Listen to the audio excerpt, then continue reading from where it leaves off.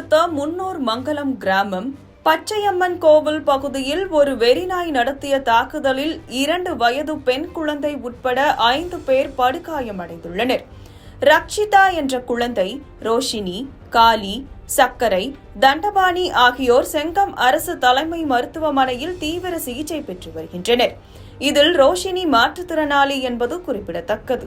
இதே வெறிநாய் அருகில் உள்ள புதூர் செங்கம் கிராமத்திலும் ராஜா, கார்த்தி, தண்டபாணி, ஆகாஷ், வசந்தா ஆகிய மேலும் 5 பேரை கடித்துள்ளது.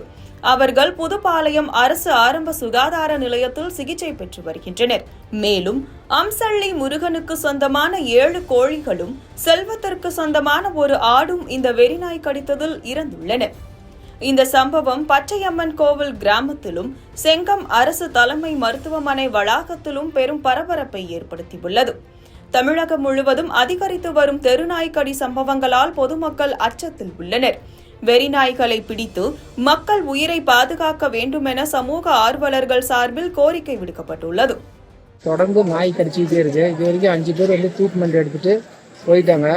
இருந்தாலும் 5 பேர் அட்மிட் ஆகிக்கிறாங்க.